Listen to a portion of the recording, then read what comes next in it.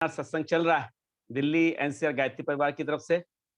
ये एक अद्भुत प्रयास अब कहा जा सकता है, क्योंकि इसके पीछे निश्चित रूप से परम पूज्य गुरुदेव, परम वंदनीय माता जी का अनुग्रह, आशीर्वाद दिखाई देता है।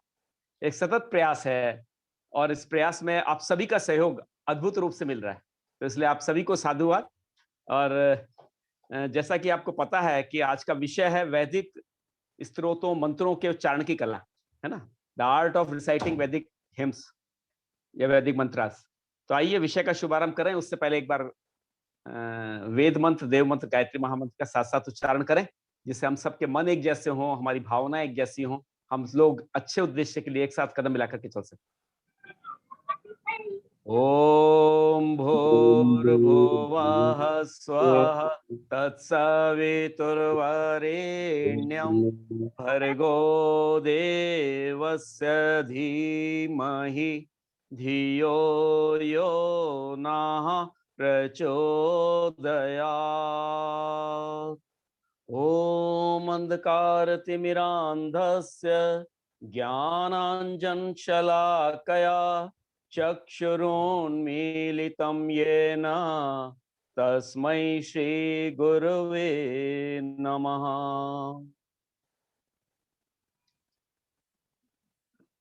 आत्मीय बंधुओं, डियर फ्रेंड्स, हमारे पास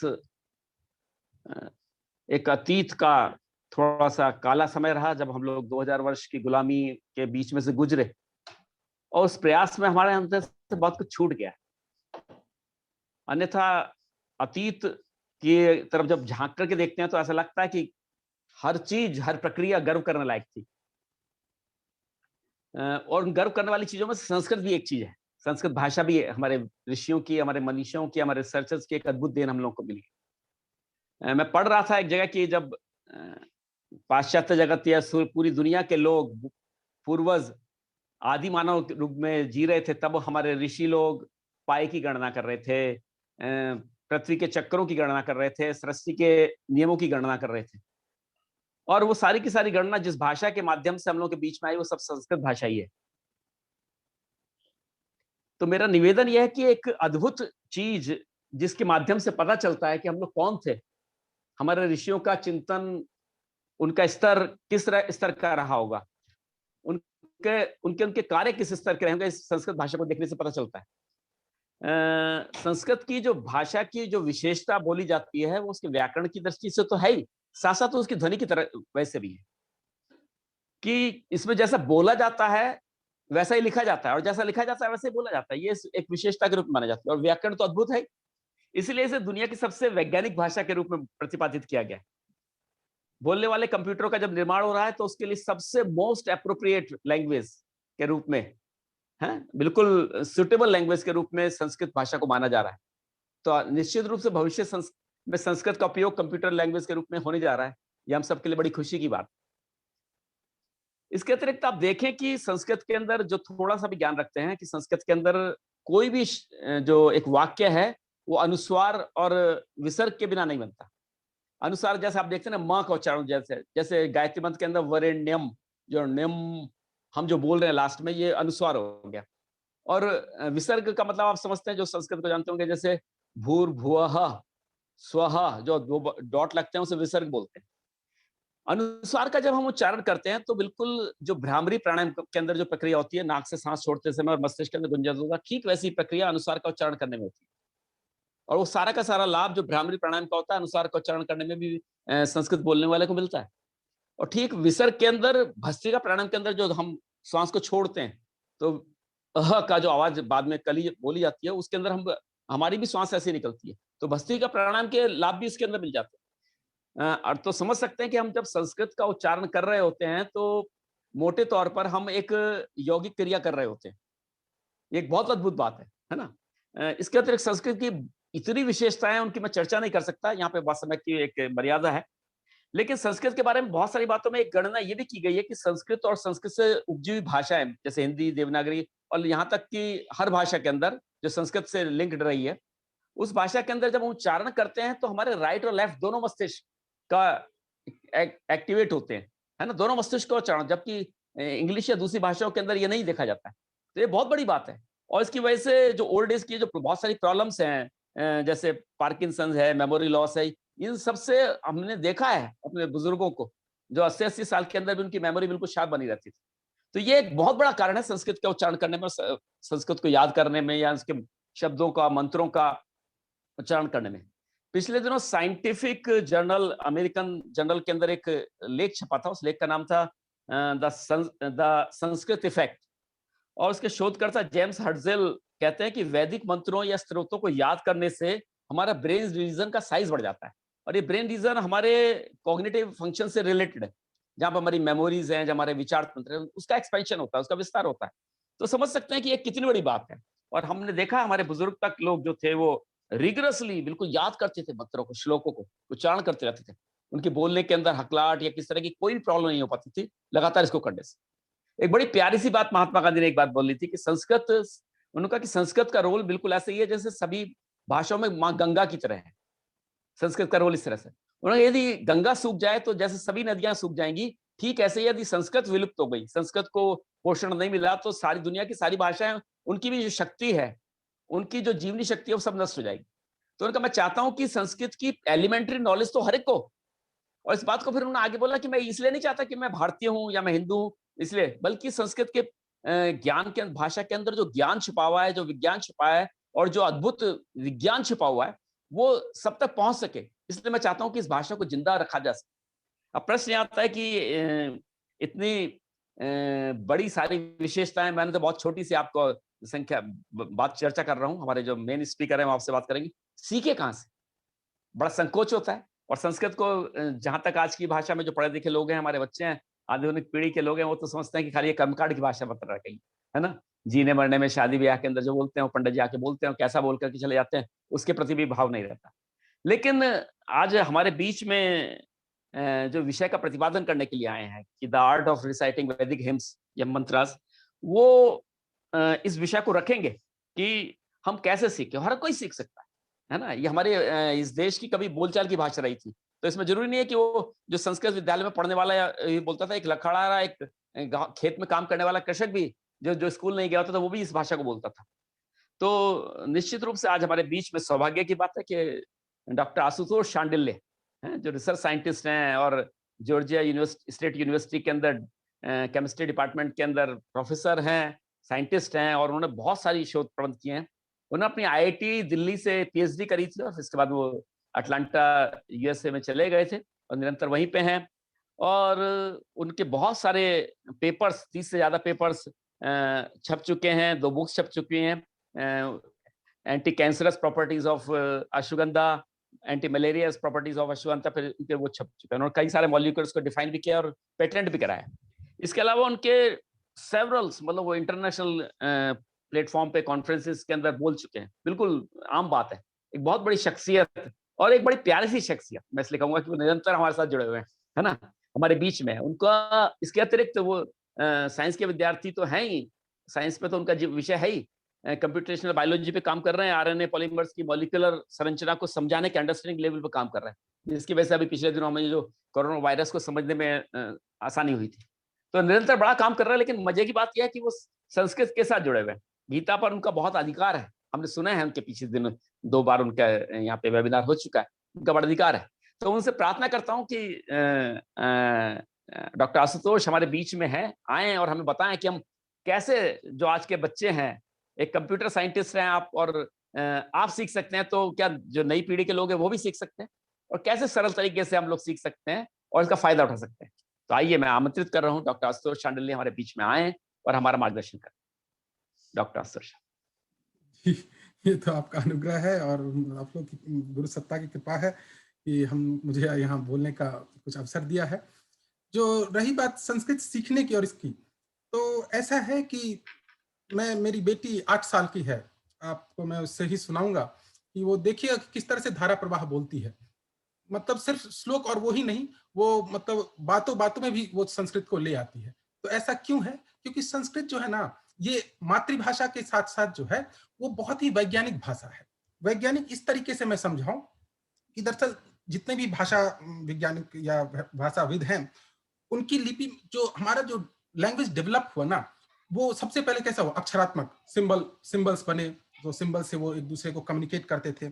उसके बाद क्या हुआ, वर्णमाला बनी, अल्फाबेटिक, लाइक जैसे ग्रीक में, लैटिन में अल्फा, बीटा या A B C D E F G H and so on so forth, right.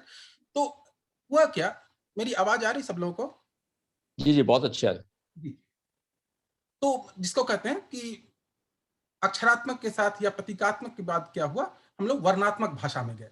ये उस वक्त की बात थी। और उसके बाद क्या हुआ, जो भाषा का जो सबसे एडवांस फॉर्म है वो है फोनेटिक्स। जैसे आपने देखा होगा, ऑक्सफोर्ड डिक्शनरी देखते हैं, मरियम वेबस्टर डिक्शनरी देखते हैं, उसमें क्या होता है कि आपका एक शब्द लिखा होता है, उसके बगल में ब्रैकेट में कुछ लैटिन और ग्रीक भाषा में कुछ कुछ शब्द लिखे रहते हैं जिसे बताते हैं कि कैसे पढ़ना है। आपने ये ऑब्जर्व किया होगा। तो ये जो संस्कृत भाषा है, ये पहले से ही इतनी डेवलप है, ये फोनेटिक भाषा है। तो भाषा का जो सर्वोत्तम स्थान है, सर्वोच्च रूप है, वो जो है आज से हजारों साल पहले जो है ये डेवलप हो चुकी थी।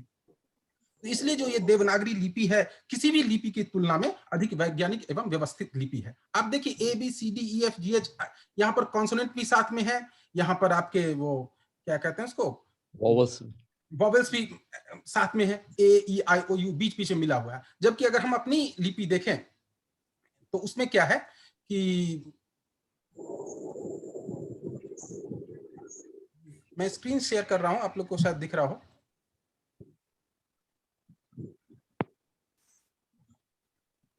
जी, तो ये जो हमारी लिपि है उसमें क्या है कि वॉवेल्स को अलग डिफाइन किया गया, अ आ ई उ ए आई ओ औ अंगा। और ये जानते हैं, लोग पूछते डॉक्टर हैं साहब, स्क्रीन शेयर नहीं हो रहा है आपका। स्क्रीन शेयर नहीं होगा, तो हमको आने तो दो, पकड़ो। और इसका तो अब हो रहा है? नहीं, क्या करें। जी, थोड़ा अब साइज सेटिंग करना पड़ेगा, साइज छोटा करना पड़ेगा। जी चलिए देखते हैं। जी। ओके, तो मैं आपको एक चीज बताना चाह रहा हूं कि देखिए हमारा विज्ञान कैसे बढ़ा है और कैसे मतलब वैज्ञानिक भाषा है ये। आप देखिए, अगर सब लोग अपना एक एक्सपेरिमेंट कर सकते हैं, गर्दन के पास अपनी 2 उंगली रखिए, गर्दन के पास अपनी 2 उंगली रखिए और आवाज कीजिए क ख आप क्या देख रहे हैं कि सारे साउंड जो है क ख ग घ, ये सब कहां से आ रहा है, यहां से आ रहा है, इसको हम लोग कंठ या गटरल बोलते हैं, ठीक है। उसके बाद आप देखिए किस तरह से आवाज बढ़ी है। जैसे ही हम तालब में जाते हैं, थोड़ा सा ऊपर गए तो च छ ज झ, चवर्ग जो है सारे आते हैं। फिर हम थोड़ा आगे बढ़ते हैं, आगे बढ़ते तो कहते हैं मूर्धन्य आता है। अब आप देखिएगा ट ठ, तो आपका जीव जो है आगे बढ़ रहा है। पहले च छ ज में पीछे था, फिर ट ठ ड में आगे आया, फिर क्या है दंतव्य त थ। अब देखिए आपका जीव आगे की तरफ बढ़ा है, त थ द, दांत से टच हो रहा है। और फिर आता है ओष्ठ्य या लेबियल जिसको कहते हैं, प फ ब भ म, राइट। तो आप देख रहे होंगे कि ये हमारा वोकल कॉर्ड है, कैसे जो है हम लोग नीचे से ऊपर की तरफ जा रहे हैं। ये व्यवस्था सोचिए आज से हजारों साल पहले की गई थी। ये इतनी व्यवस्थित भाषा है जिसको समझना इतना आसान है नहीं, बहुत ही मतलब रिफाइंड। और जो संस्कृत है ना, संस्कृत का मतलब ये होता है रिफाइंड, मोस्ट डेकोरेटिव। तो ये डेकोरेटिव भाषा जो है मोस्ट रिफाइंड, बहुत परिष्कृत भाषा है। तो इसको समझने के लिए, लेकिन आजकल क्या हो गया है कि हम लोग ना मतलब संस्कृत की जो रिचता है, रिचनेस है, जो समृद्धता है, उससे अपरिचित हो गए हैं। क्यों हो गए हैं? थोड़ी सी स्वाध्याय की कमी है। और इसके लिए आज हम कोशिश करेंगे, एक मतलब छोटा सा प्रयास है कि हम लोग संस्कृत के रिचनेस को जाने। अभी कुछ दिन पहले, 2-4 दिवस पहले, प्रदीप राव भाई साहब ने एक दिवंगत सुषमा स्वराज जी का एक वो क्या कहते हैं, एक क्लिप भेजी थी, शेयर किया था। उसमें उन्होंने बताया कि ये तो जो है आदमी की जो इसकी जो रचना है, संरचना है, इससे व्यक्ति की प्रकृति का भी बोध होता है।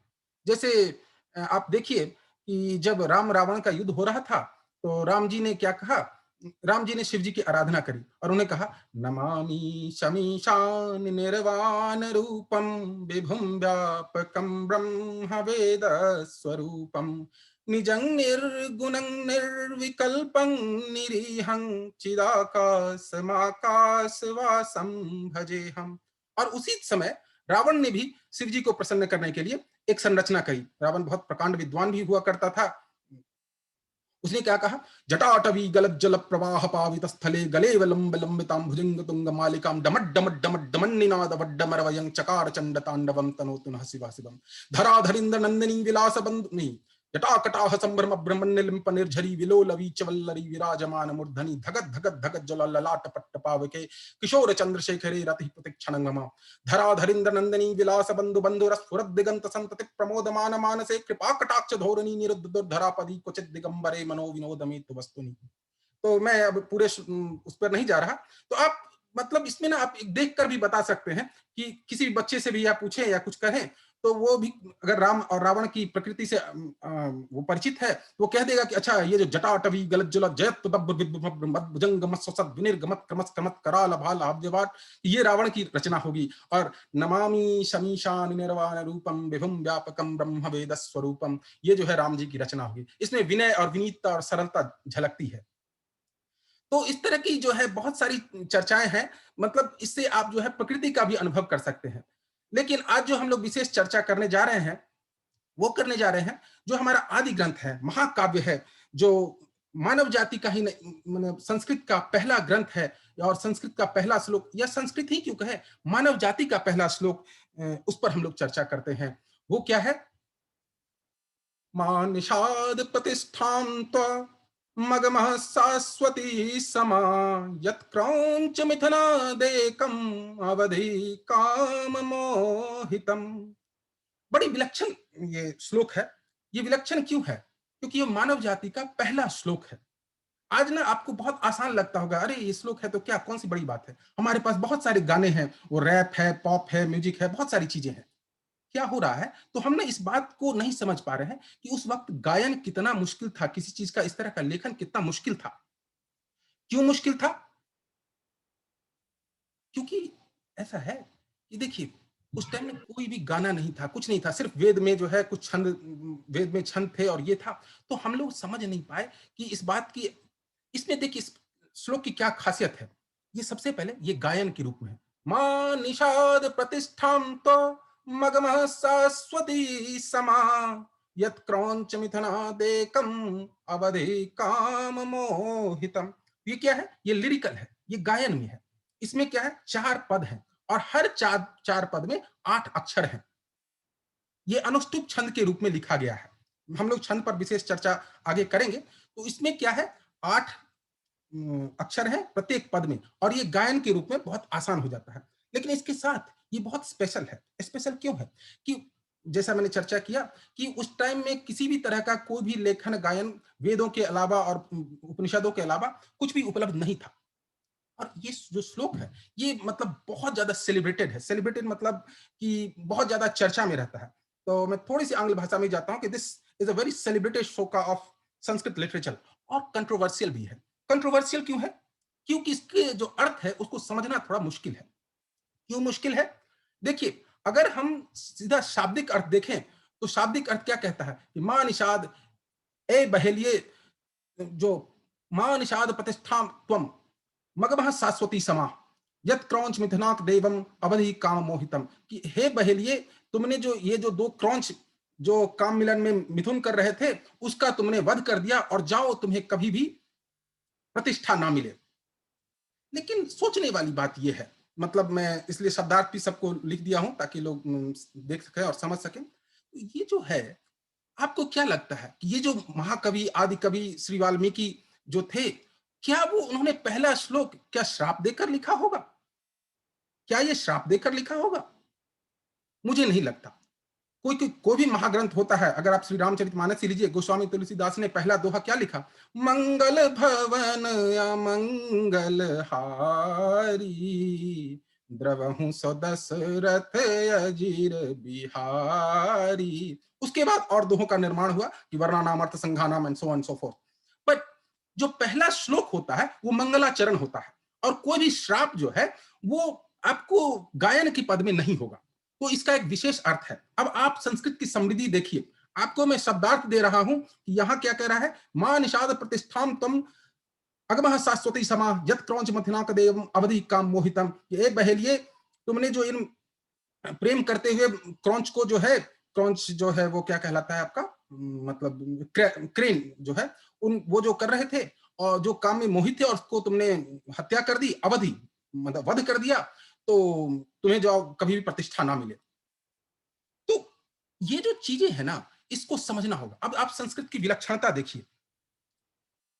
अब मां निषाद, मां जो शब्द है, मां जो है लक्ष्मीवाचक है। लक्ष्मीवाचक मतलब मां जो है मां लक्ष्मी के लिए किया गया है। निषाद, निषाद क्या किस लिए है? निषादति अस्मिन निषाद, निषादः कि जो एबोर्ड है, जो वो भगवान का रहने का जगह है, तो मां लक्ष्मी के हृदय में भगवान रहने वाले। प्रतिष्ठाम त्वम, आपकी प्रतिष्ठा, त्वम अगमः शाश्वती मता, आपकी जो आपकी प्रतिष्ठा है वो शाश्वत बनी रहे। क्यों? यत क्रौंच मिथुनाक देवम, जो क्रुंच धातु है, क्रुंच धातु होता है दुष्ट लोगों के लिए, कि जो दुष्ट जो था, दुष्ट कौन? रावण, जो कि काम मोहित हो चुका था, सीता जी को किडनैप कर लिया था, उसका वध करने के लिए आपकी जो है वो महिमा जो है शाश्वत बनी रहे। तो अब देखिए, यही शब्द है, यही श्लोक है। आप इसको कितना बढ़िया से दो अर्थों में, मैं एक एक शब्द जो है, मैं इसलिए दोनों शब्द को पैरेलल में लिख रहा हूं ताकि आप कंपेयर कर सकें कि संस्कृत की विलक्षणता और रिचनेस देखिए, ये समृद्धि देखिए कि एक ही श्लोक को आप कितने तरीके से ये कर सकते हैं। और मैं एक और चीज चर्चा करना चाहूंगा कि लोग क्या होता है ना, कि लोगों को वाल्मीकि रामायण जो हमारा आदि ग्रंथ है, संस्कृत है, उसके प्रति जो है बहुत सारी अवधारणाएं बैठी हुई हैं। बहुत लोग कहते हैं, क्या कहते हैं कि अरे वाल्मीकि जी ने राम को भगवान नहीं माना। अरे साहब, कैसी बातें करते हो? आपने अध्ययन किया है, स्वाध्याय किया है, आप स्वाध्याय कीजिए। कहते क्या है? धर्मात्मनो भगवतो लोके रामस्य धीमतः। सीधी बात कही कि धर्मात्मनो भगवतो, ध्यान दीजिएगा, भगवतो लोके रामस्य धीमतः, कि मैं उस राम का ध्यान करूं जो भगवान है। ये वाल्मीकि का श्लोक है, ये मैं नहीं कह रहा हूं। उतना ही नहीं कहा, चिन्मयास्मिन् महाविष्णु जाते दशरथे हरो, भगवान दशरथ के जो पुत्र हैं वो महाविष्णु हैं। उन्होंने भगवान का अवतार भी नहीं कहा, क्या कहा? भगवान है। तो ये जो है एक अद्भुत ग्रंथ है, इसको हम लोग विशेष रूप से पढ़ें, ये क्योंकि हमारा आदि ग्रंथ है, ये पहला ग्रंथ है, और इससे जो है हम लोग बहुत कुछ सीख सकते हैं और बहुत कुछ जान सकते हैं। तो अब प्रश्न आता है कि क्या हम आराम से पढ़ सकते हैं? क्या इसका अर्थ जानना मुश्किल नहीं है? बिल्कुल नहीं। आइए हम लोग इस पर चर्चा करते हैं और देखिए संस्कृत की समृद्धि को कितनी है, हम और भी चर्चा करते हैं। मैं आपको एक गोपी गीत का एक श्लोक सुनाता हूं। जयति तेधिकम जन्मना व्रज, जयति तेधिकम जन्मना व्रज। आप देखिए, कहते हैं ना, सुंदर सुंदर कांड आता है, उसमें कहते हैं सुंदरता कहा सुंदर कहई, कि सुंदरता को किस तरह से डिफाइन किया गया है। कहते हैं जयति तेधिकम जन्मना व्रज, कि व्रज तो सुंदर था ही, आपके आने से और अधिक सुंदर हो गया है। तो यहां जो सुंदरता की परिभाषा दी गई है, ये नहीं कहा कि लड़की तुम बहुत सुंदर हो और जो तुम्हारे सुंदरता के सामने चांद फीका पड़ गया। नहीं नहीं नहीं, किसी को सुंदर बनाने के लिए किसी को छोटा नहीं किया गया है, किसी को सुंदर बनाने के लिए किसी को बुरा नहीं दिखा गया। कहा कि ब्रज तो सुंदर था ही और आपके जन्म होने से और सुंदर हो गया। तो आप देखिए यहां जो है कितना समृद्ध है। देखिए कोई भी भाषा जो है ना, उसकी समृद्धि बहुत सारी चीजों पे डिपेंड करती है। क्या क्या चीज पे डिपेंड करती है?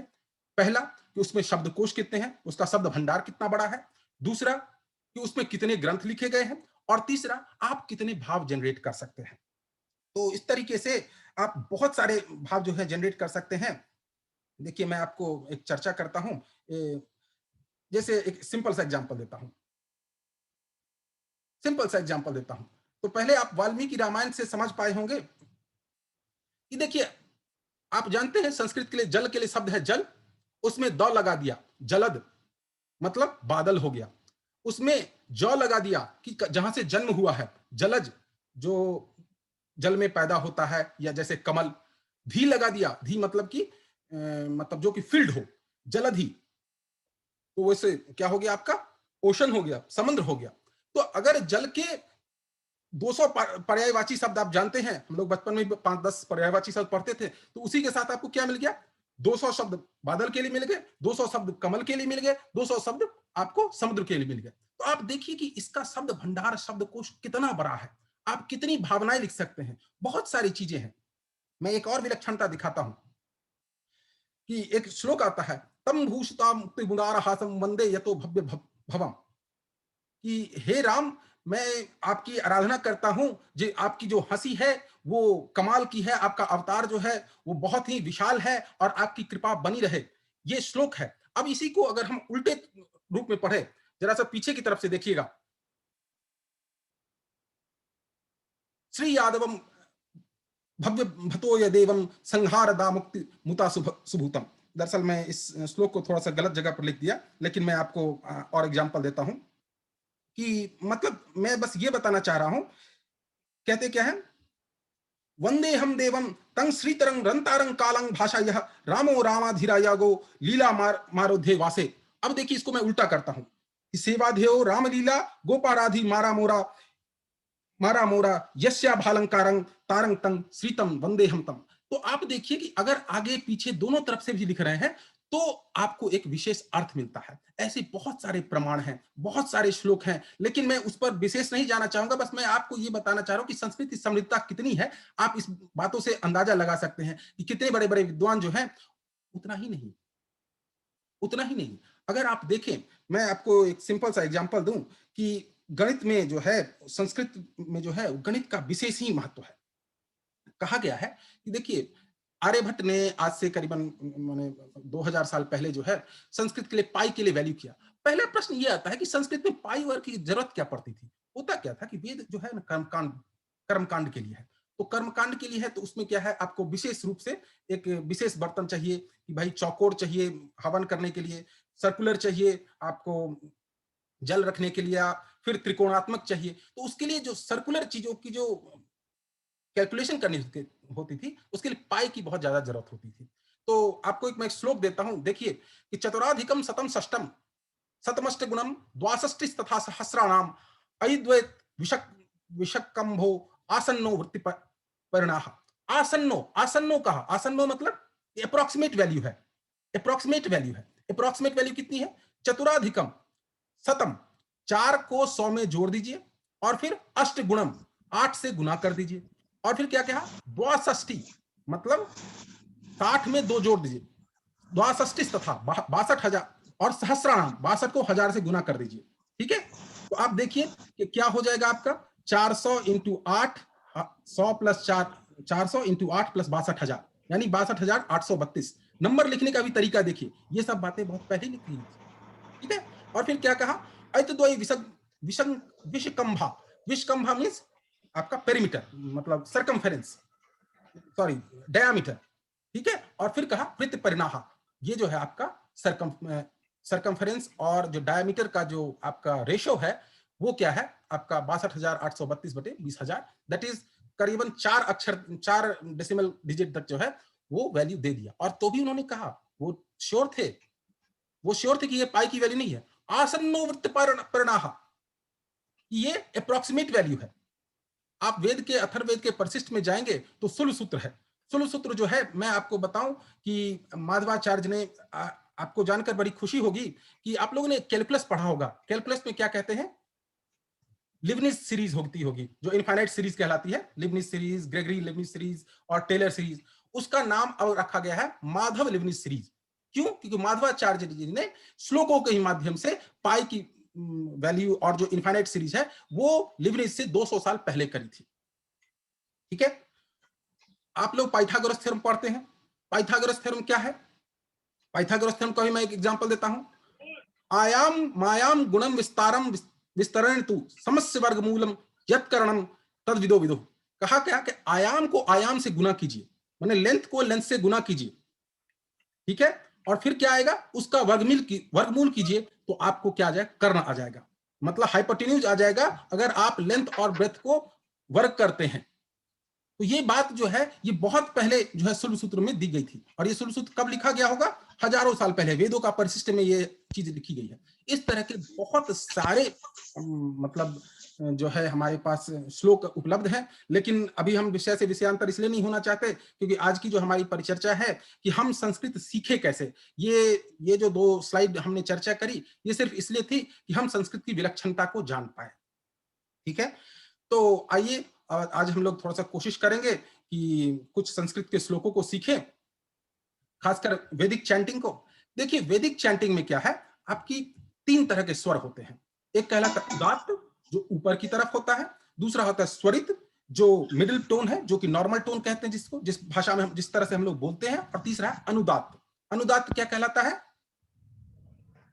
अनुदात्त क्या कहलाता है कि जो हम लोग लोअर टोन में बोलते हैं। जैसे देखिए ऋग्वेद का प्रथम सूत्र है, ऋग्वेद का प्रथम सूत्र है, ऋग्वेद का प्रथम सूत्र क्या कहता है? ओम पुरोहितम, फिर से ध्यान दीजिएगा, ओम पुरोहितम। तो आप ध्यान देंगे क्या हो रहा है, ये जो अ है, ये उ है, ये लोअर टोन में मिला गया, अग्निमीले। तो और अग्नि अगर हम नॉर्मल पढ़ते तो क्या पढ़ते? अग्निमीले पुरोहितम, ठीक है।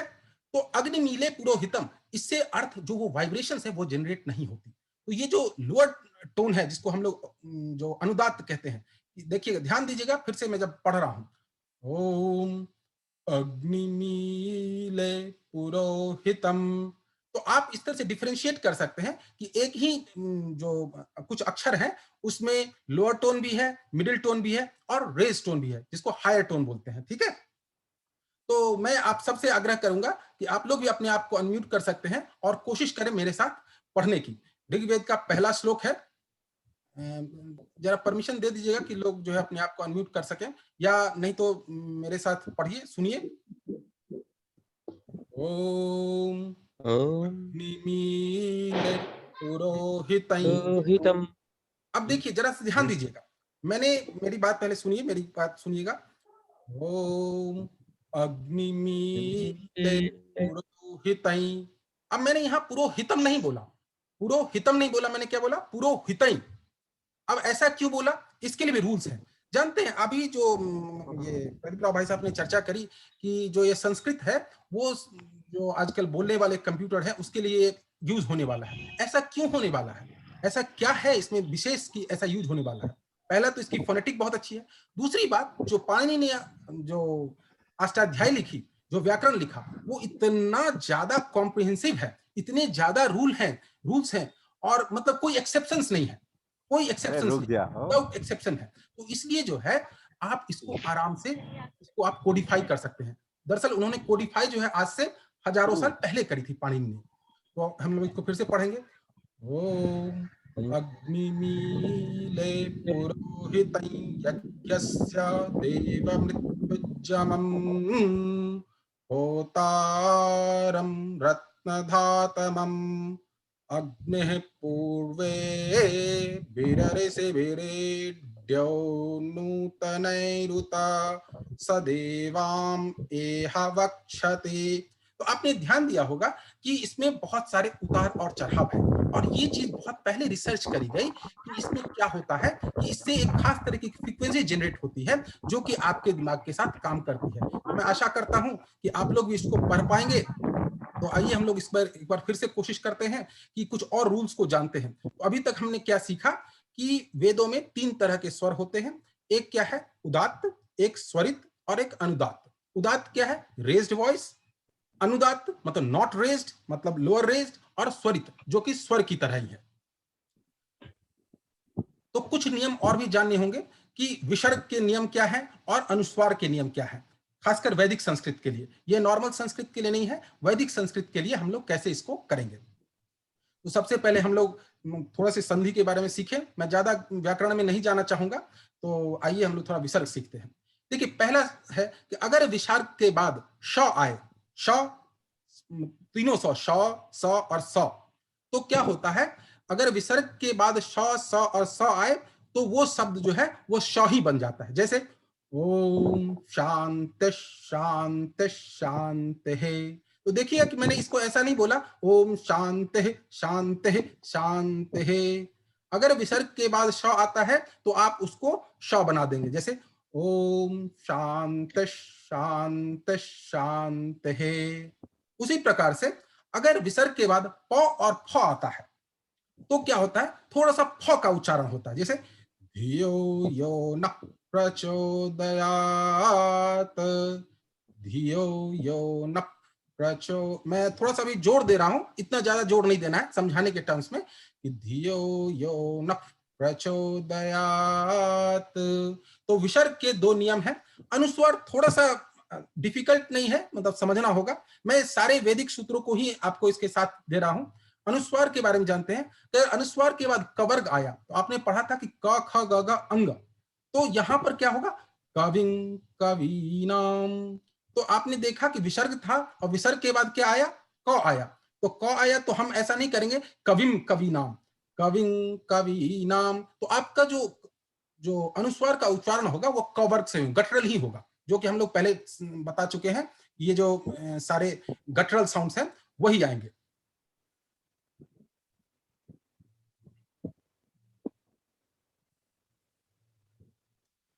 अच्छा, अगर उसके बाद चवर्ग आता है, अगर चवर्ग आता है तो क्या होगा?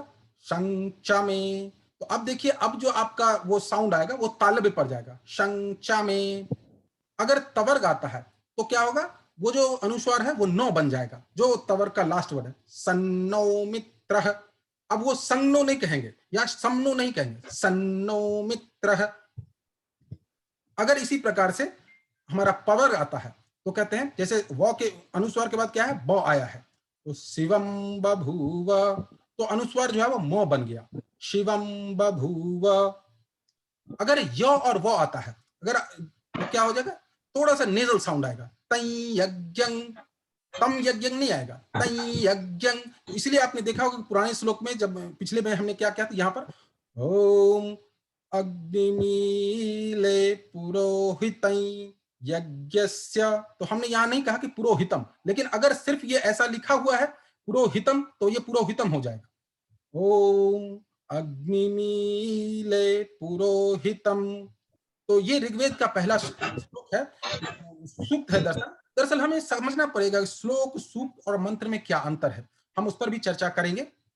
लेकिन अभी हमने आपको यह बताया कि अगर अनुस्वार के बाद य और व आता है तो हम लोग थोड़ा नेजल साउंड यूज करेंगे, तई यज्ञं तच्छयोरावृणीमहे गातुं यज्ञाय।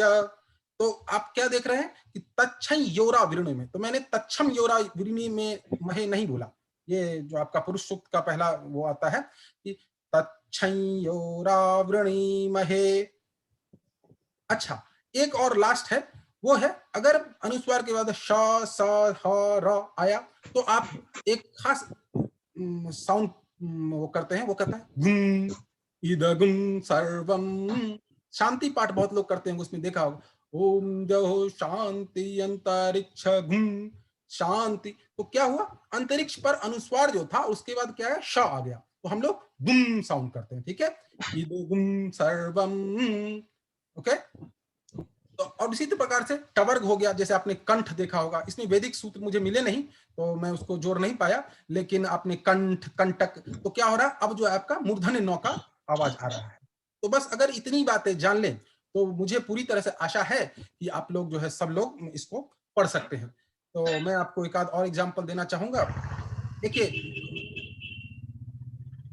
एक चीज और मैं बताना चाहूँ, छंद जो वेद है, वेद को गायन के फॉर्म में लिखा गया। तो ये छंद जो क्या है, छंद क्या कहलाता है हमारा? छंद जो है वो भाषा में शब्द और शब्द में वर्ण होते हैं, और इन्हीं को जब गायन व्यवस्था में लिखी जाए तो उसको छंद कहते हैं। और इसका एक विशेष रूप होता है। तो इसमें सबसे पहला छंद जो आता है वो गायत्री छंद है। गायत्री छंद कौन सा है? ये जो हमारा ऋग्वेद का पहला श्लोक है, ओम अग्निमीले पुरोहितई। तो ये क्या है? गायत्री छंद में है। क्यों गायत्री छंद में है उसको हम लोग चर्चा करते हैं। गायत्री छंद की खास विशेषता है कि इसमें 3 पद होते हैं और हर एक पद में 8-8 वर्ण होते हैं। जैसे आप शिव वो रुद्र गायत्री मंत्र ले, तत्पुरुषाय विद्महे वक्रतुंडाय धीमहि तन्नो दन्तिः प्रचोदयात्। तो आप देख रहे हैं कि तीनों पद में क्या क्या है? 8-8 अक्षर है। जो हमारा गायत्री मंत्र भी है, तत्सवितुर्वरेण्यं भर्गो देवस्य धीमहि धियो यो नः प्रचोदयात्। इसमें भी क्या है हमारा? ये 8-8 वो है। तो जानते हैं ये जो हमारे मैं वही लोगों को भाषा नहीं समझ पाता कि लोग क्या कहते हैं कि वाल्मीकि रामायण जो हमारा आदि ग्रंथ है वो श्राप से शुरू हुआ।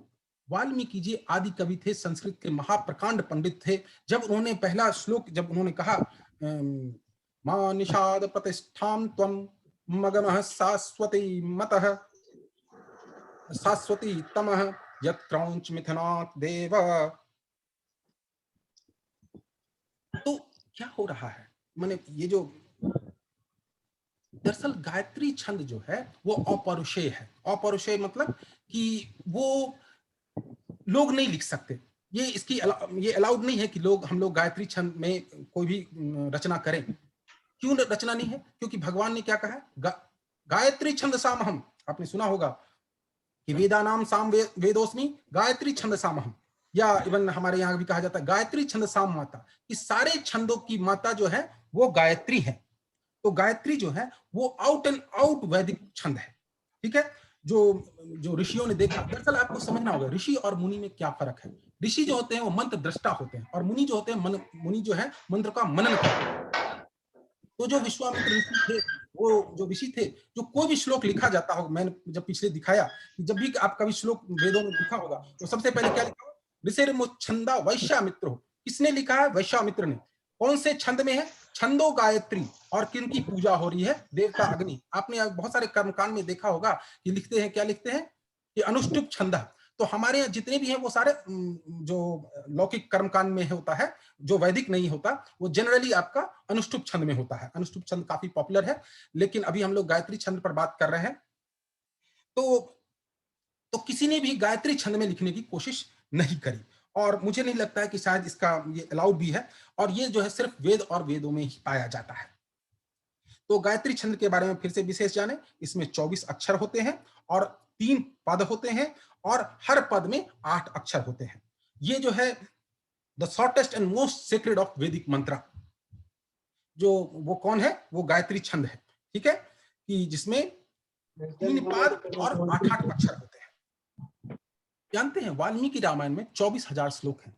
वाल्मीकि रामायण में 24,000 श्लोक हैं। वो जब एक बार तमसा नदी पर मतलब स्नान करने जा रहे थे, रख दिया ऊपर, देखा कर पा दे हो। म्यूट कर ले सब लोग, मैं आग्रह करूंगा कि थोड़ा म्यूट कर लें।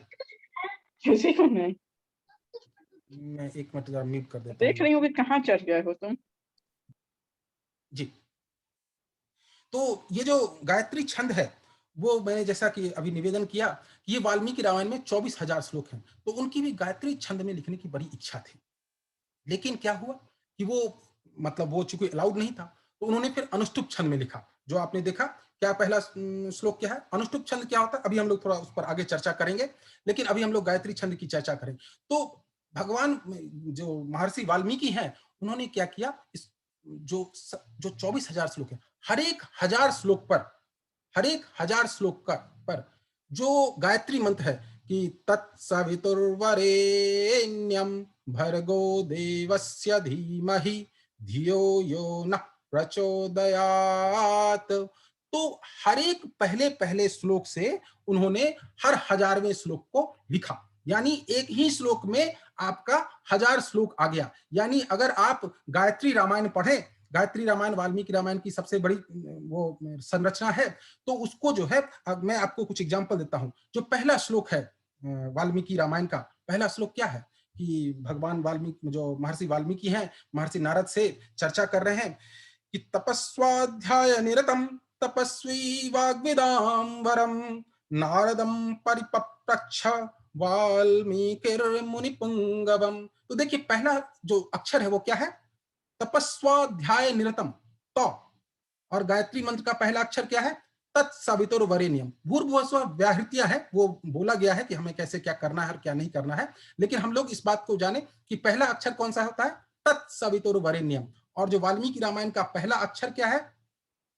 तपस्वाध्याय निरतम तपस्वी वाग्विदाम वरम नारदम परिपप्रच्छ वाल्मीकिर्मुनि पुंगवम। तो ये वाल्मीकि रामायण का पहला श्लोक है। ऑल्दो जो शुरुआत हुई थी वो जो हमने पहला श्लोक शुरू किया मां निषाद प्रतिष्ठाम त्वम, लेकिन जो जैसे बताया था कि रामचरितमानस में कि मंगलाचरण तो मंगल भवन अमंगल हारी से हो रहा है, लेकिन जब उसको ग्रंथ के रूप में लिखा गया तो वर्णनामर्थ संघावनम से शुरू हुआ। तो उसी तरह से ये गायत्री गीता वाल्मीकि जी ने बनाई। हर एक 1000वें श्लोक पर उन्होंने क्या किया, गायत्री मंत्र के बीज मंत्र के पहले अक्षर को इस्तेमाल किया। तो हमसे थोड़ा सा हम लोग गायत्री रामायण के कुछ श्लोकों को अनुभव करें और सुने और देखें कि संस्कृत कितनी विलक्षण भाषा है, इसको कैसे कैसे लिखा जा सकता है और कहां कहां से बीज मंत्र से कैसे कैसे इस्तेमाल किया जा सकता है। तो आप सब लोग थोड़ा ध्यान से सुनिएगा और सब सारे श्लोक के प्रथम अक्षर पर ध्यान दीजिएगा। तपस्वाध्याय निरतम, स्वाध्याय देखिए यहाँ बड़ा अच्छा है। स्वाध्याय क्या है? सुअध्याय, अच्छे से अध्ययन करना है। तपस्वाध्याय निरतम तपस्वी वाग्विदाम वरम नारदम परिपप्रच्छ वाल्मीकिर्मुनिपुंगवम। ये हो गया पहला श्लोक। दूसरा श्लोक क्या हो गया? तत्सवितुर्वरेण्यम, सहत्वा राक्षसान् सर्वान्, सहत्वा राक्षसान् सर्वान् यज्ञान् रघुनंदनः ऋषिभिः पूजितः सम्यक् यथेन्द्रो विजयी पुरा। फिर तीसरा श्लोक क्या आता है? तत्सवितुर्वरेण्यम, वो नहीं वो विश्वामित्रस्तु धर्मात्मा श्रुत्वा जनक भाषितम वत्सराम धनु पश्य इति राघम अब्रवीत। फिर क्या है? सवितुर्वरेण्यम, तू तुष्टावासस्य तदा वंशं प्रविश्यं च विशां पते शयनीयं नरेन्द्रस्य तदा साध्यं व्यवस्थित। फिर क्या था? तत्सवितुर्वरेण्यम, वो वनवासं हि संख्याय वासांस्य भरणाय च भर्तारमनुगच्छन्ते सीतायै स्वसुरो ददौ। तो आप देख क्या रहे हैं कि, और ये सारे श्लोक क्या है? सब 1000वें श्लोक पर है। जो 24,000 श्लोक का है, ये सारे 24, हर 1000 श्लोक के बाद जो इंटरवल है। तो मेरा सबसे निवेदन है कि सब लोग वाल्मीकि रामायण को पढ़ने की कोशिश करें। बहुत ही सरल भाषा में लिखी गई है, आपको इसका अर्थ पता चल सकता है, इसका अन्वय करते चले, वाकई अद्भुत आनंद है। और इस गायत्री बीज मंत्र का इसका जो परिशिष्ट है, जो लास्ट में कंक्लूजन कहते हैं, इससे आपके सारे पाप नष्ट हो जाते हैं। जिन महिला माताओं को मतलब क्या कहते हैं, जनन नहीं कर सकती, बच्चा नहीं हो रहा, मतलब ऐसी मान्यता है, ऐसा है। मैं मतलब वैज्ञानिक रूप से सब ज्यादा उस पर नहीं चर्चा करना चाहूंगा, लेकिन फलश्रुति ऐसी है कि गायत्री रामायण के पढ़ने से आप जो है क्या गेन कर सकते हैं और क्या नहीं गेन कर सकते हैं, इसके परिशिष्ट में बहुत सारी बातें लिखी गई हैं।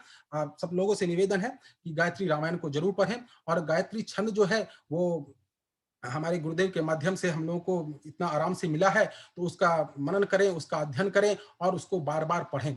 तो गायत्री छंद जो हमने कहा कि अपौरुषेय है, तो इसकी महिमा आपने देखा। और हमने बताया कि संस्कृत के जो आद्य ग्रंथ है, जो प्रथम ग्रंथ है, प्रथम श्लोक है, वो गायत्री बीज मंत्र से ही शुरू होता है। उसी प्रकार जो है अगला तरह का छंद है अनुष्टुप छंद। अनुष्टुप छंद जो है सबसे पॉपुलर है। तो जो मतलब वेदों में नहीं, लेकिन जो आज के ये है, मतलब जो आज के जितने भी कर्मकांड होते हैं, जो पूरा विष्णु सहस्रनाम, शुक्लांबरधरम विष्णुम शशिवर्णम चतुर्भुजम प्रसन्नवदनम ध्यायेत् सर्वविघ्नोपशान्ते, आदित्य हृदय स्तोत्र या इवन पुरुष सूक्त, हर जगह क्या किया गया? अनुष्टुप छंद का प्रयोग किया गया। आप जितने भी कर्मकांड, शादी ब्याह के मंत्र पढ़ते हैं या सुनते हैं, वो सब क्या है? अनुष्टुप छंद में है, क्योंकि ये गायन में बहुत आसान है। 8-8-8 का 4 पद है।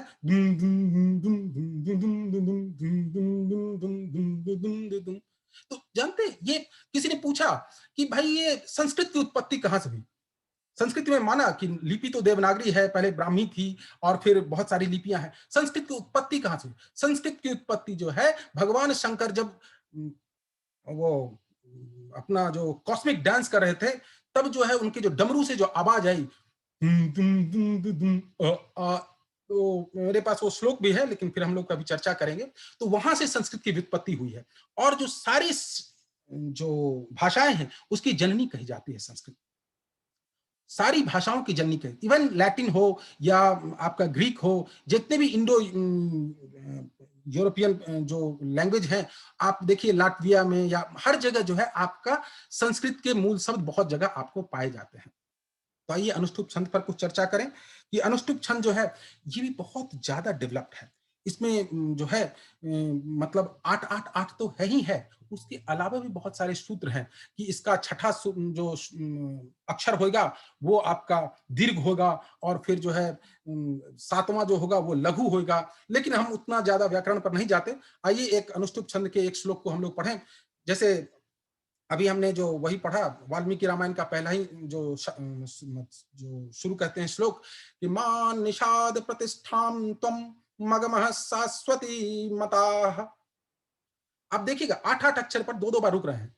मान निषाद प्रतिष्ठाम त्व मगमः शाश्वती मता यत् क्रौंच मथुना देका मवधि काम मोहितम। पुरुष सूक्त जो है बहुत प्रचलित है, ये भी अनुष्टुप छंद में लिखा गया है। सहस्र शीर्षा पुरुषः सहस्राक्ष सहस्रपात स भूमिं विश्वतो वित्वा अत्यतिष्ठत् दशांगुलम। तो आप देखिएगा यहाँ पर कैसा उतार और चढ़ाव हो रहा है। सहस्र शीर्षा पुरुषः सहस्राक्ष सहस्रपात, विसर्ग के बाद देखिए 100 आया तो मैंने 100 का उच्चारण किया, सहस्राक्ष नहीं किया। सहस्र शीर्षा पुरुषः सहस्राक्ष सहस्रपात स भूमिम, यहां पर क्या है उदात्त है तो भूमिम विश्वतो वृत्वा स भूमिम विश्वतो वृत्वा अत्य, और यहां पर उदात्त है। आपने देखा ऊपर, ये जो ऊपर में जो लाइन दी जाती है उसको उदात्त कहते हैं। अत्यतिष्ठत् दशांगुलम, गु में नीचे आए। तो आप कहेंगे कि अरे यार मतलब ये तो बड़ा कॉम्प्लेक्स लग रहा है, क्या हम इसको कर सकते हैं? आप बिल्कुल कर सकते हैं। मैं आप लोग को अपने अपने साथी जो है इसका प्रैक्टिस करवाता हूं जितना समय मिलेगा, और हम लोग कर सकते हैं। उसी प्रकार त्रिष्टुप छंद भी है।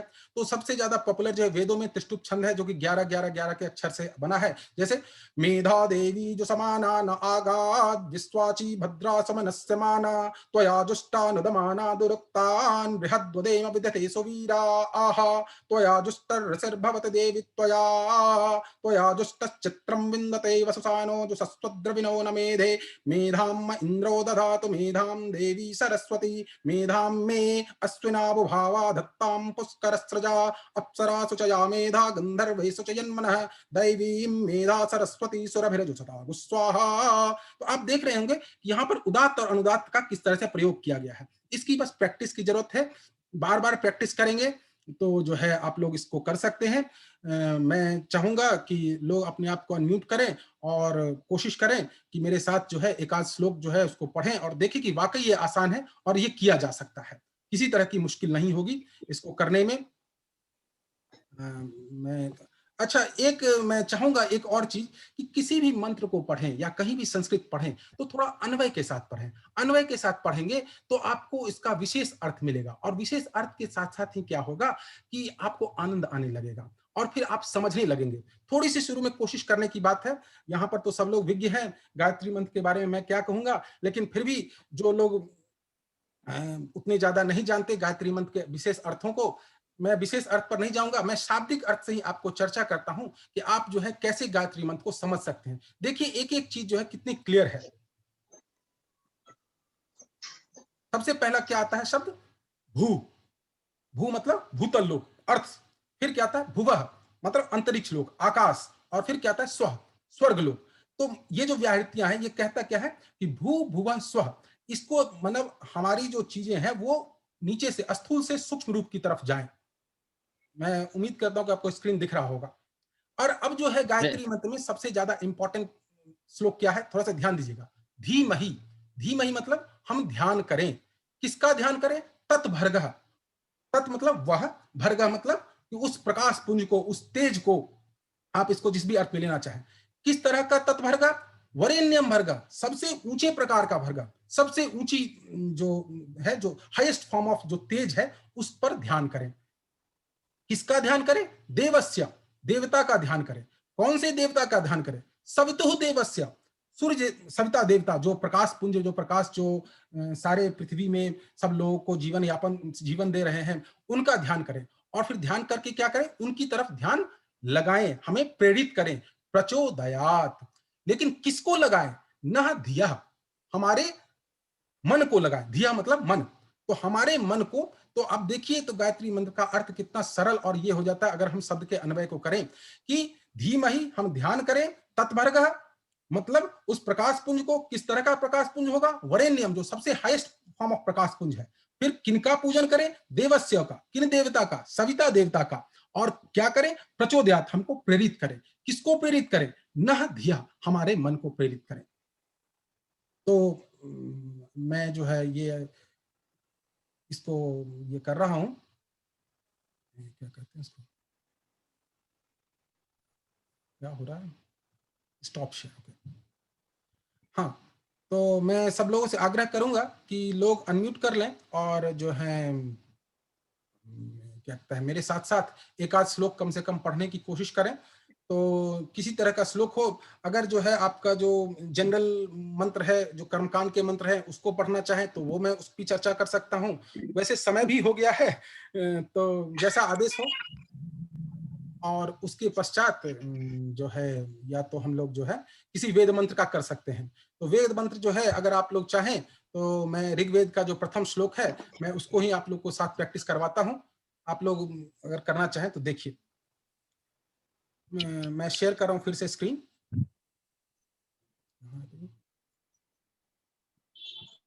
मेरा एक निवेदन था कि अग्नि मिले पुरोहित तो कराइए, आप एक शांति पाठ और एक गायत्री मंत्र को एक बार दोबारा से उच्चारण करवा दीजिए, जिससे कहाँ गलती करते हैं वो लोगों को समझ में आ जाएगा। अच्छा, गायत्री मंत्र का करना चाहेंगे। मैंने कहा यहाँ तो सब गायत्री मंत्र के विद्वजन हैं, तो इसलिए उस पर हमने ज्यादा चर्चा नहीं करी। शांति पाठ जो है उसको भी पूरा एक बार करवाइए, कहाँ पे हम लोग अंक के अनुसार को कहाँ पे गलत बोल रहे हैं, कहाँ पे बदल के बोल रहे हैं। जी बिल्कुल बिल्कुल बिल्कुल। तो मैं गायत्री मंत्र जो है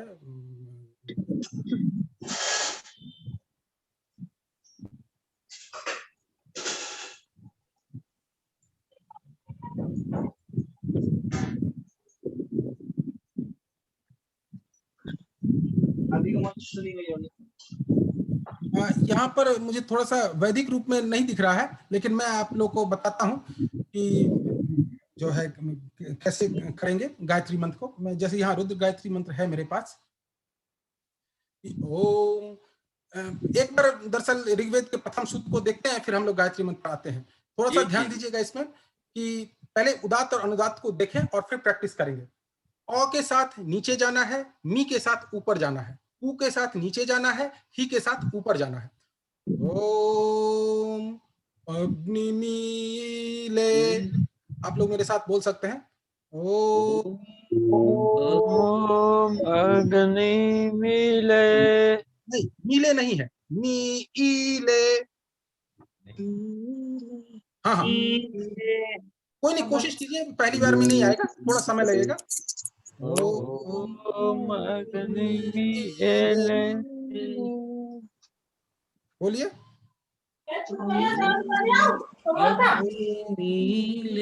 यस यस, बहुत सही आ रहा है। ओम अग्निमीले,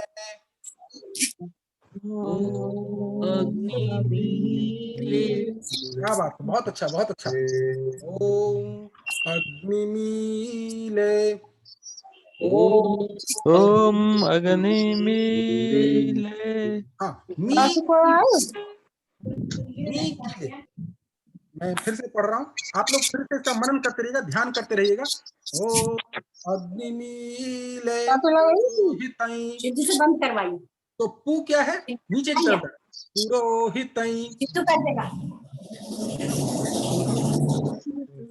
पुरोहितई, हाँ, क्या बात है, पुरोहितई। बस ध्यान रखना कि पू नीचे जाएगा, पुरोहितई, ही ऊपर जा रहा है, पुरोहितई।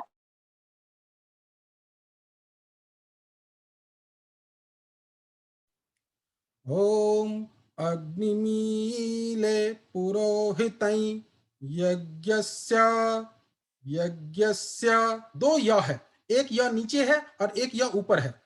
ओम अग्निमीले पुरोहितई यज्ञस्य देवमृत्युजमम्। जमम ज क्या है, ऊपर है, तो यह अनुस्वार है, तो अनुस्वार के साथ हम लोग क्या करते हैं, थोड़ा सा रेज करेंगे।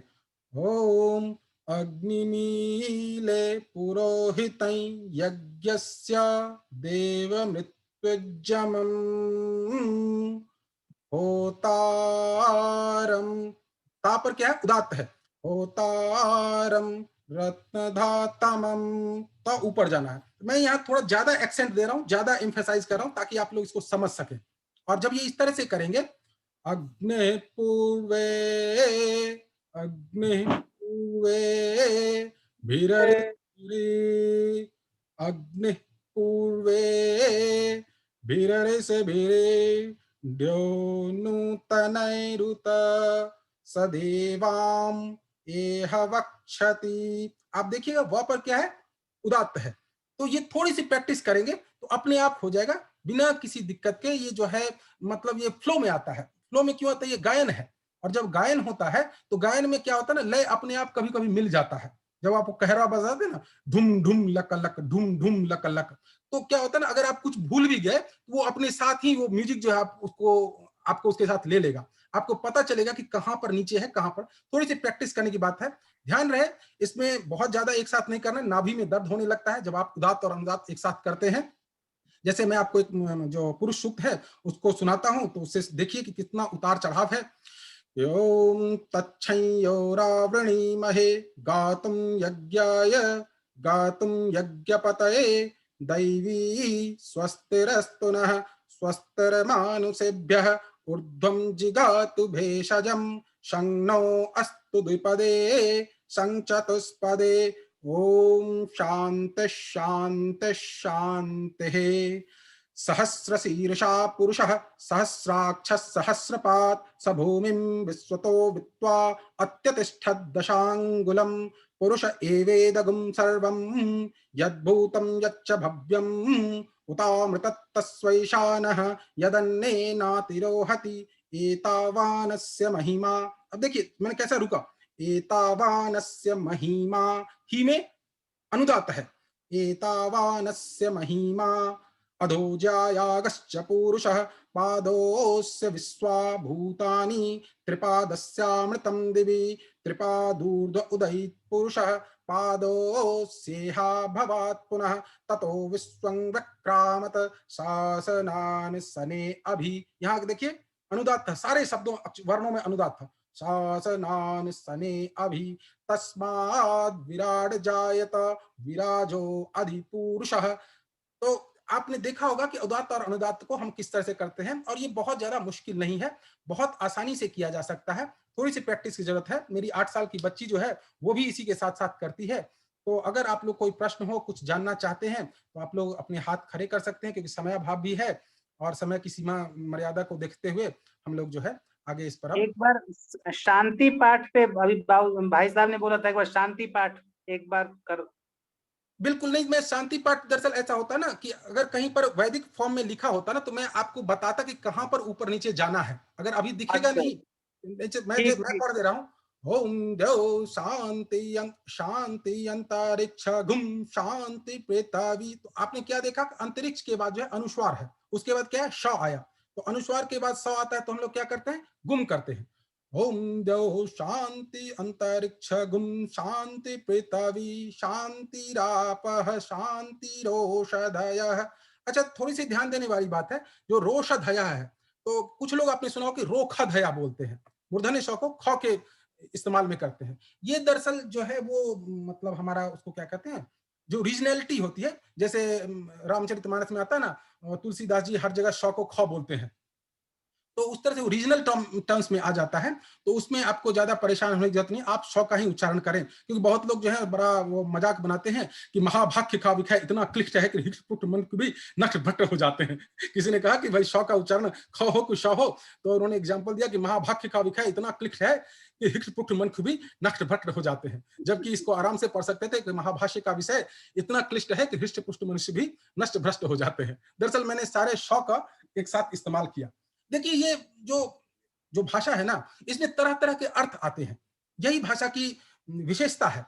और मुझे हनुमान चालीसा की बात याद आती है कि था कि जो 7 बार पाठ कर जोई छूट ही बंदी महासुख होई। तो पिताजी ने कहा देखो असु, तुमको 7 बार मतलब 100 बार पाठ करना है। तो मैंने कहा 7 बार मतलब तो 7 बार भी हो सकता है ना, तो 7 ही बार पढ़ेंगे। फिर बेचारे को कुछ ज्यादा हो रहा है। मैंने कहा 7 बार मतलब रविवार सोमवार मंगलवार बुधवार बृहस्पतिवार शुक्रवार शनिवार 7 बार को पढ़ना होगा, हर दिन एक बार भी पढ़े तो काम चल जाएगा। तो आप इस तरह से विशेष अर्थ निकाल सकते हैं। जितनी बार बार पढ़ें तो आपको नए नए विचार आते रहेंगे। तो मैं अब लोगों से आग्रह करूंगा कि किसी को कोई प्रश्न हो या कुछ पूछना हो तो आप पूछ सकते हैं। और देखिए किसी ने भाई साहब ने हाथ उठाया है, तो मैं कहता हूं कि वो अपने आप को अनम्यूट कर लें। और सुशील त्यागी जी, आपको कोई प्रश्न है? डॉक्टर साहब प्रणाम। जी प्रणाम प्रणाम। सर मेरा एक प्रश्न ये है कि आपने तो बहुत सारी बात बताई है हम तो संस्कृत के बारे में इतनी ज्यादा ज्ञान नहीं है, परंतु अब सीखना चाहते हैं। 57 साल मेरी एज है, तो शुरुआत कहाँ से की जाए? जी जी प्रणाम प्रणाम प्रणाम। देखिए आपने बहुत सही व्यक्ति से पूछा। मेरा प्रशिक्षण संस्कृत में कभी नहीं हुआ, मैंने कभी संस्कृत नहीं पढ़ी, सिवाय वो मतलब जो क्या कहते हैं छठी से लेकर 8वीं 9वीं तक, 8वीं 9वीं तक जो हुआ होगा, 8वीं तक ये 3 कक्षाएं पढ़ी थी।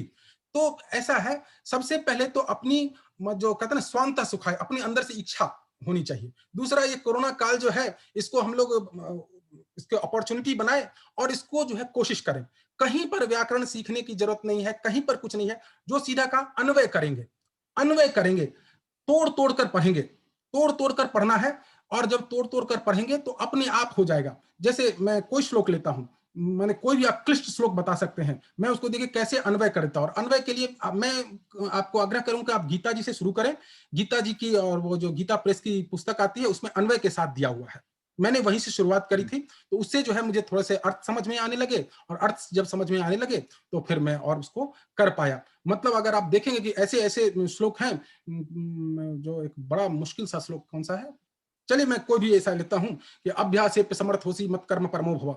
तो अभ्यासेप्य समर्थ होसी, अब ओ बना है, विसर्ग और जो अ बनता है वो ओ बन जाता है। लेकिन ज्यादा रूल्स जानने की जरूरत नहीं है, आप बस ब्रेक करें और कहीं से तो शुरुआत करें। गीता जी से शुरुआत करें। गीता जी से अगर वैदिक चाहते हैं तो पुरुष सूक्त या मेधा सूक्तम, माँ सरस्वती का जो वो है मेधा सूक्तम, कि मेधा देवी जो समाना न आगाद विश्वाची भद्रा समन समाना।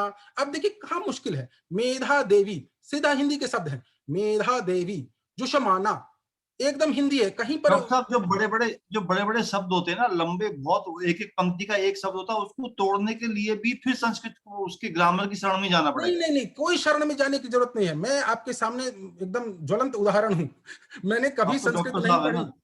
ठीक है, गीता का अन्वय पढ़िए, वो गीता प्रेस की गीता अन्वय आती है, तोड़ तोड़ कर लिखी हुई है, बहुत सस्ती पुस्तक है, 8 या 20 रुपए की आती है, अब आई डोंट नो अब आजकल कितने की आती है।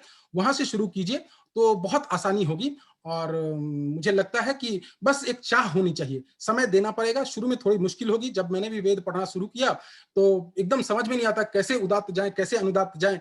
और देखिए भगवान कृपा से मतलब बहुत अच्छा नहीं तो एटलीस्ट अपने आप को अनंत आता है। जो स्वांतः सुखाय की बात आती है वो तो जरूर आता है। जी सज्जन जी, आप अपने ठीक आप है को सर, अनम्यूट कर लें और कुछ पूछ रहे प्रणाम हैं। सर। जी सज्जन जी, शायद उनका नेटवर्क कम हो रहा है, उन्होंने हैंड रेज किया है।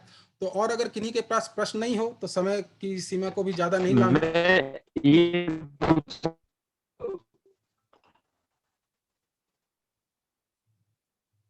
प्रदीप